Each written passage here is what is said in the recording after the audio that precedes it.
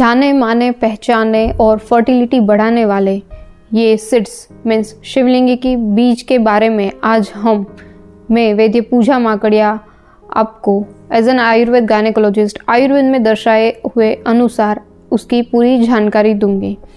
शिवलिंगी का नाम किस तरह से पड़ा? शिवलिंगी बीज जो है उसका आकार जो है वो शिवलिंग की तरह है, इसलिए उसका नाम शिवलिंगी पड़ा है। वो काले कलर के रहते हैं, उसका जो रस है वो कटु तिक्त है, मीन्स थोड़ा पंजेंट है।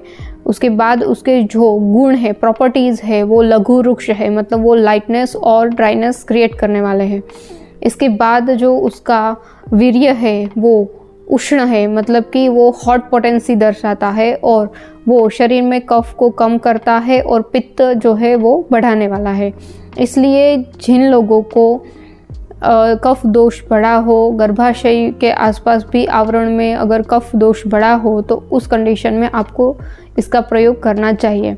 पीसीओडी जैसे कंडीशंस जिसमें वेट गेन के साथ पीसीओडी दिखाई देता है, तो ऐसी कंडीशंस में उन लोगों को शिवलिंगी के बीज का प्रयोग करना चाहिए।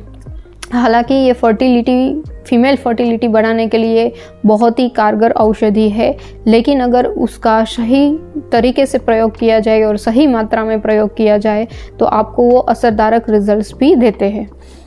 शिवलिंगी बीज जो है वो सिर्फ फीमेल ही नहीं, मेल इनफर्टिलिटी के लिए भी वो बहुत ही कारगर है। उसका जो प्रभाव है वो ओलिगोस्पर्मिया जो एस्थेनोजूस्पर्मिया मतलब जिसमें मोटिलिटी कम हो जाती है, और टेरेटोजूस्पर्मिया मतलब कि उसकी मॉर्फोलॉजी एबनॉर्मल होती है, ऐसी कंडीशंस में भी मेल एंड इनफर्टिलिटी में वो अच्छा रिजल्ट देती है। तो जो शिवलिंगी के बीज है उसको किस तरह से आपको प्रयोग करना चाहिए? आपको शिवलिंगी के बीज को ड्राई रोस्ट करके उसका पाउडर लेना चाहिए। पाउडर जो है 3 से 6 ग्राम, मैक्सिमम 6 ग्राम डोज पर डे में आप ले सकते हैं। 3 ग्राम सुबह और शाम खाने के 3 घंटे के बाद आपको दूध के साथ उसका प्रयोग करना चाहिए, क्योंकि वो उष्ण है। अगर आप वेट लॉस करना चाहते हैं तो उसके साथ आप गर्म पानी के साथ इसका प्रयोग कर सकते हैं।